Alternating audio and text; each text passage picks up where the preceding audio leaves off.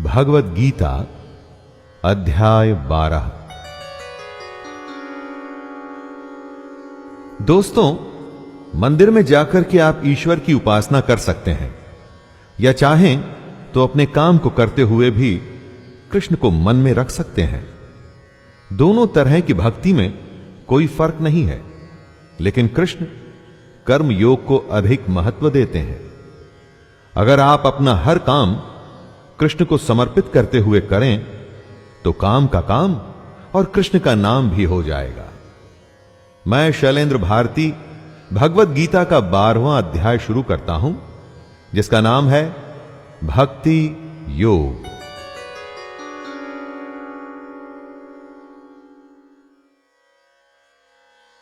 अर्जुन उवाच एवं सततयुक्ता ये भक्तास्त्वं पर्युपासते ये चाप्यक्षरमव्यक्तं तेषां के योगवित्तमः। इस श्लोक में अर्जुन एक ऐसा प्रश्न पूछ रहे हैं जिसके बारे में हम सब सोचते हैं। कुछ प्रेमी भक्तजन तो निरंतर कृष्ण के भजन और ध्यान में लगे रहकर उनकी पूजा करते हैं, लेकिन कुछ दूसरे भी भक्त होते हैं जो केवल अविनाशी सच्चिदानंद घन निराकार ब्रह्म को ही भजते हैं। तो इन दोनों प्रकार के भक्तों में अति उत्तम कौन है? दोस्तों, जिस कृष्ण के रूप को हम जानते हैं वो सगुण है। एक होता है ब्रह्म, जिसका अंश हम सब में है। उस निराकार परमात्मा को निर्गुण कहते हैं। ऐसे दो अलग अलग तरीके से भजने वालों में कृष्ण को ज्यादा मान्य कौन है? श्री भगवानुवाच मय्यावेश्य मनो ये मां नित्ययुक्ता उपासते श्रद्धया परयोपेतास्ते मे युक्ततमा मताः। श्री भगवान बोले, जो लोग मुझ में मन को लगा के निरंतर मेरे भजन में लगे रहते हैं, ऐसे भक्तजन श्रद्धा से युक्त मेरे सगुण रूप को भजते हैं। वे मुझको उत्तम योगी मान्य हैं। बंसी बजैया रास रचैया, ये कृष्ण का सगुण रूप है। सगुण रूप मतलब जहां पर एक आकार है, एक अस्तित्व है, एक पहचान है, जिसका कि उसके गुणों के माध्यम से आप किसी को उदाहरण दे सकते हैं। और निर्गुण रूप में कोई आकार नहीं, कोई अस्तित्व नहीं, बस एक परम तत्व होता है। कृष्ण कहते हैं कि उनके सगुण रूप को पूजने वाले योगी उन्हें बहुत पसंद हैं।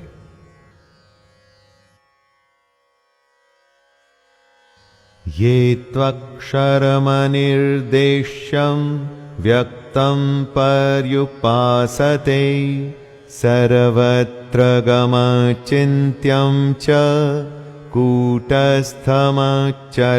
ध्रुवं सन्नियम्येन्द्रियग्रामं सर्वत्र समबुद्धयः ते प्राप्नुवन्ति मामेव सर्वभूतहिते रताः।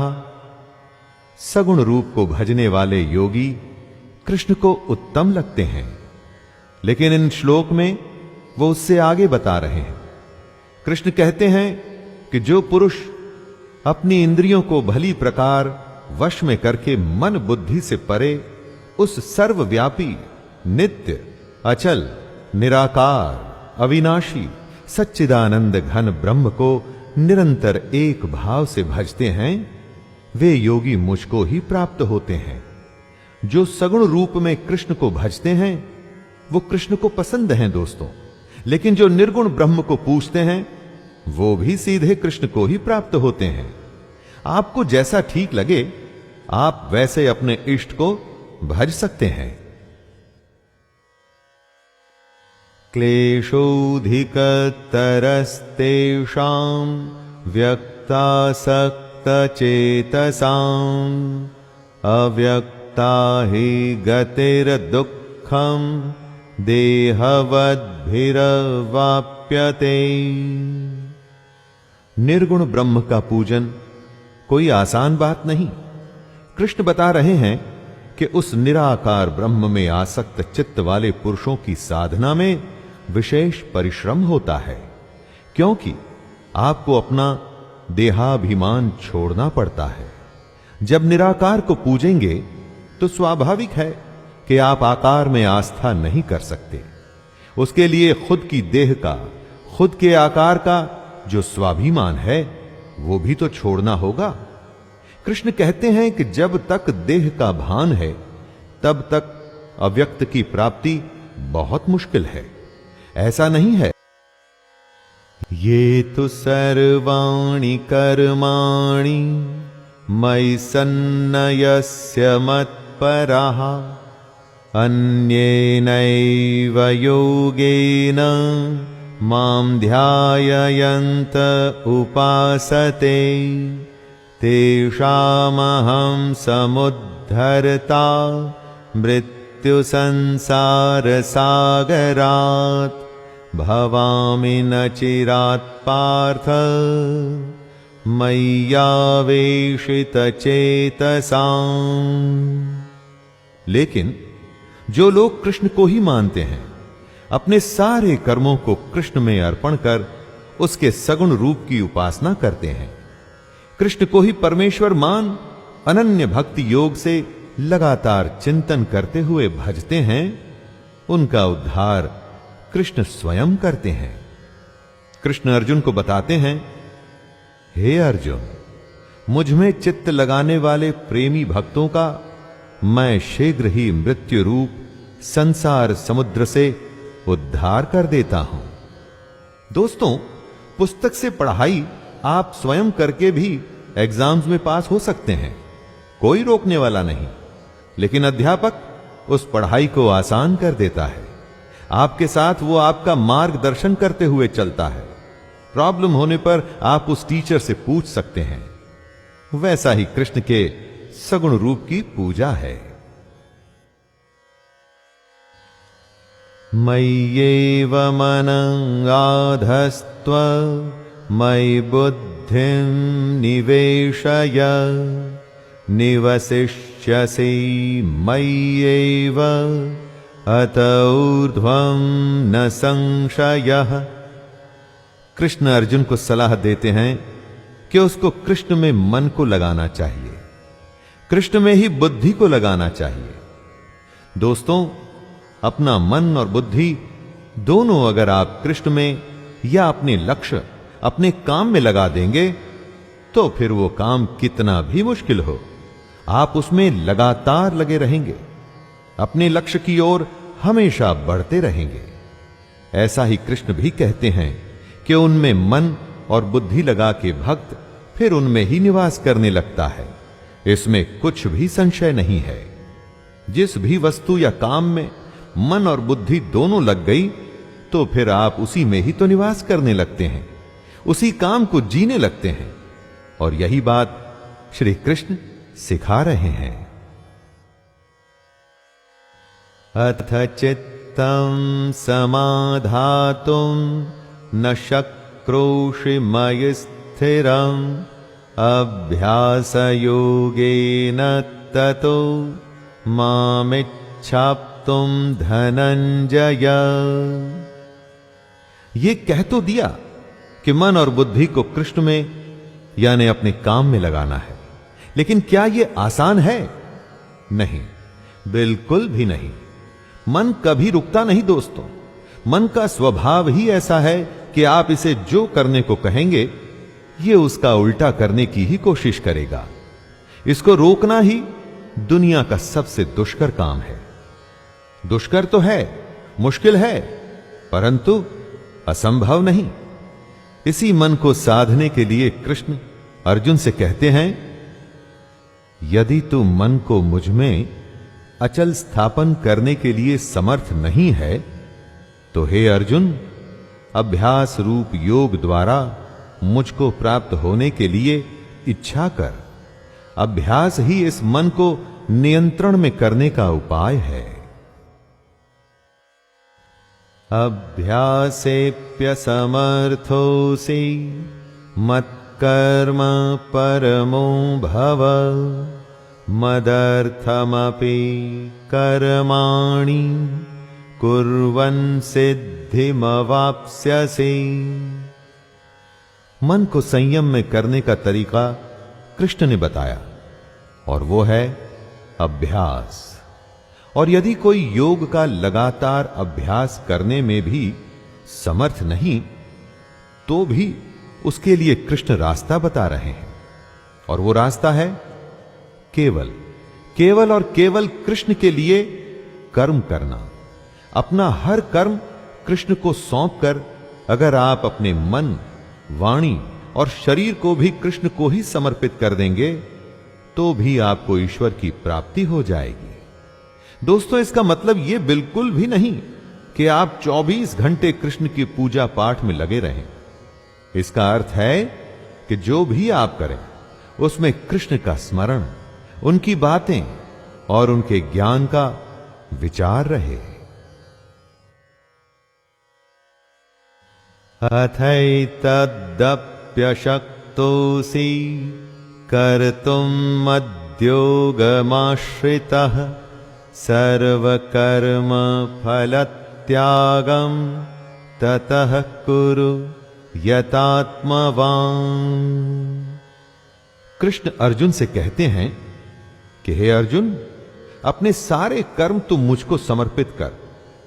अपना मन और शरीर मुझ में लगाने में समर्थ न हो सके तो एक और उपाय है, और वो है कर्मों के फल का त्याग। कर्म करते हुए लाभ हानि का न सोच, फायदे नुकसान की चिंता न करते हुए अगर अपनी मन और बुद्धि पर विजय पा लेता है, तो इस उपाय से तो मुझे प्राप्त कर सकता है। दोस्तों, सोचिए, अगर आपने अपने कर्म के लाभ और हानि के बारे में नहीं सोचा, तो मन में कभी बुरे विचार आ ही नहीं सकेंगे, क्योंकि मन में गलत विचारों का आगमन ही लालच यानी कि लोभ से होता है।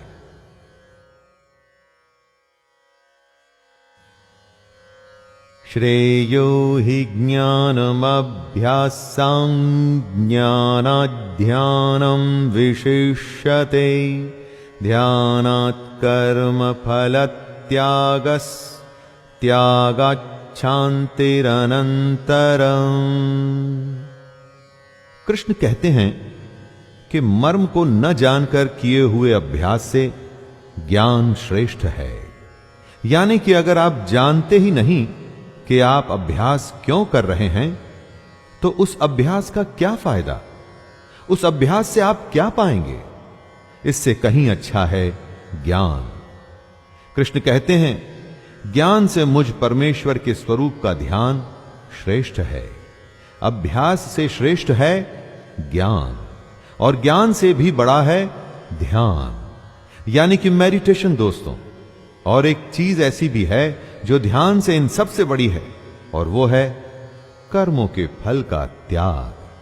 अगर आप अपने कर्मों के फल को त्याग सकते हैं, तो उससे बड़ी पूजा कोई नहीं। अर्जुन उवाच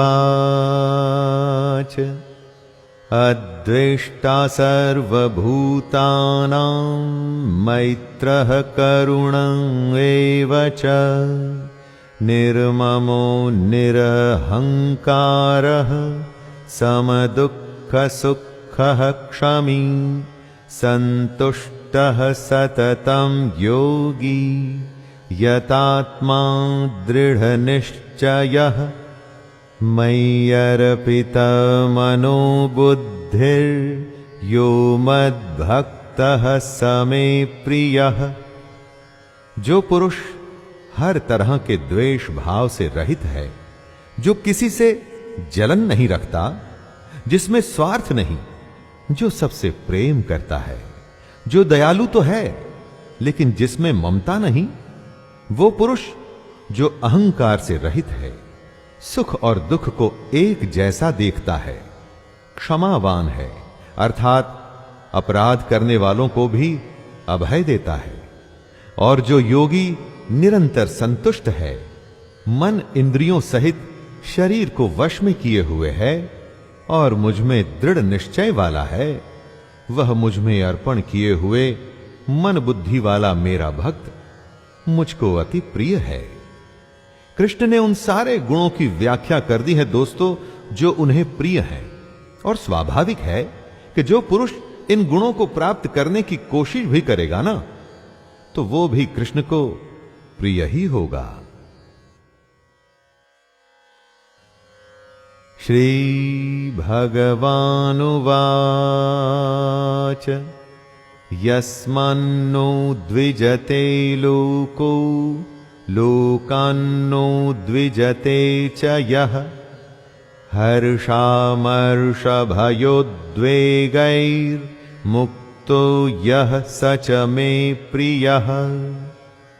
कृष्ण बता रहे हैं कि जो जीव कभी उत्तेजना में नहीं आता और जो किसी और को भी उत्तेजित नहीं करता, वो योगी कृष्ण को प्रिय है।